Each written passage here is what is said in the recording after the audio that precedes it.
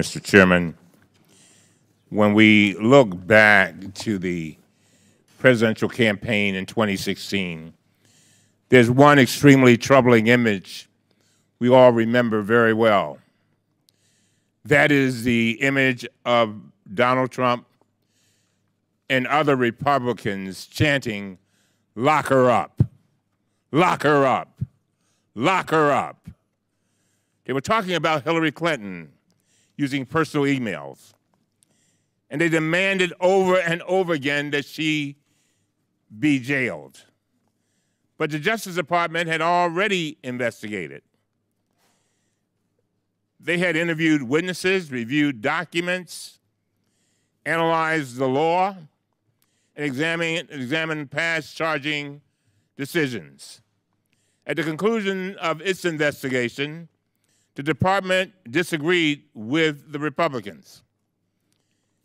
They did not charge Hillary Clinton with any crime at all.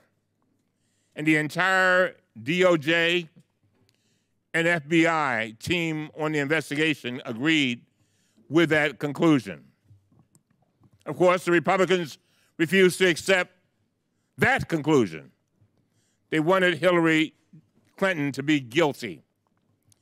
So they attacked the investigation. They said there must have been collusion with Hillary Clinton. They called emergency hearings over and over and over again. They insisted on reviewing documents and re-interviewing witnesses. And they demanded that the Inspector General conduct his own independent investigation of the FBI. Last week, the Inspector General issued his report, but it finds the same thing. It says, and I quote, "We found no evidence that the conclusions by the department prosecutors were affected by bias or other improper consideration."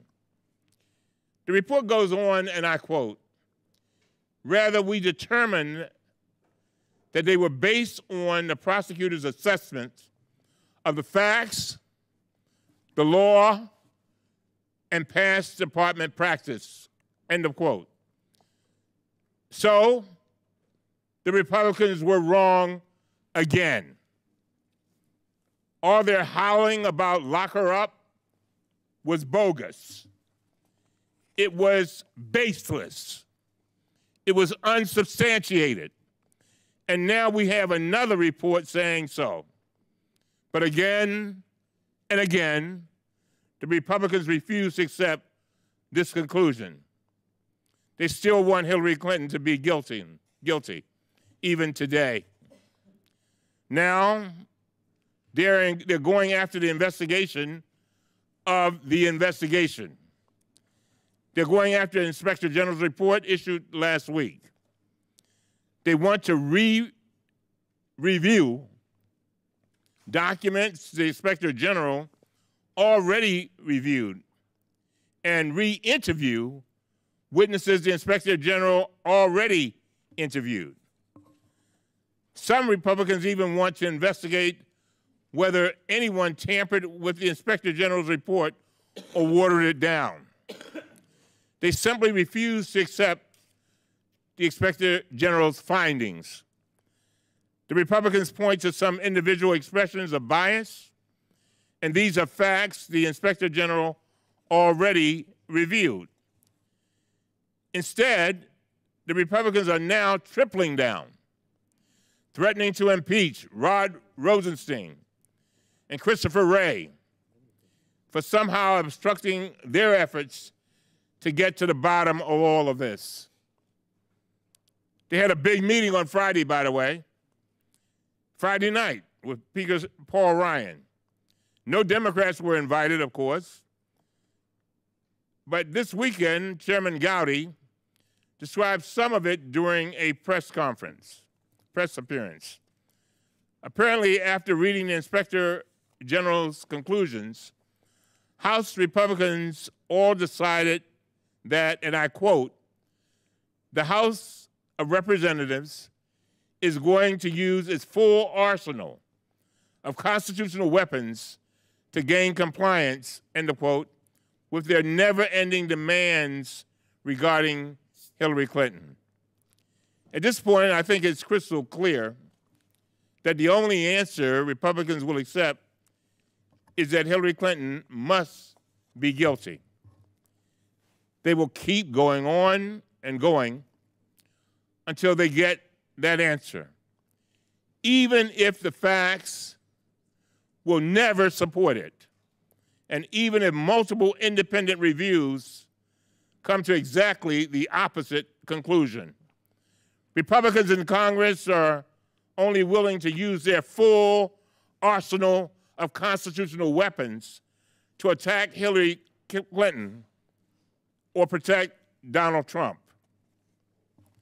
Neither the Oversight Committee nor the Judiciary Committee has issued a single subpoena to investigate President Donald Trump or any other topic related to his administration, including the key moral and ethical issue of today, which is the president's new policy to separate children from their families. And so I ask the question, and it is a simple question: are we really going to sit here, 70 members of the Congress of the United States of America, in 2018, and have a hearing that just repeats the hearings the Senate had yesterday on Hillary Clinton's emails? We sent letter after letter, letter after letter, asking these committees to investigate the Trump administration's policy, which is now resulting in child internment camps. That's what I said, child internment camps. But we have gotten no response. Look, even if you believe people entered our country illegally, even if you believe they have no valid asylum claims in their own country, even if you believe immigration should be halted entirely, we all should be able to agree that in the United States of America, we will not intentionally separate children from their parents. We will not do that. We are better than that. We are so much better. We should be able to agree that we will not keep kids in child internment camps indefinitely and hidden away from public view. What country is that? This is the United States of America. We now have reports that parents are being deported, but the Trump administration is keeping their children here. 2018 in America. We do not need legislation. This is a policy, and understand this. This was a policy invented, implemented, and executed by President Donald Trump. And so, in conclusion, Mr. Chairman, we need you. Those children need you. And I'm talking directly to my Republican colleagues. We need you to stand up to President Trump. We need you to join us in telling him that we reject this mean policy. We need you to tell him to abandon this policy. We need you to remind him that this is the United States of America, and it is a great country. And we need you to stand up for those children. And with that, Mr. Chairman, I yield back.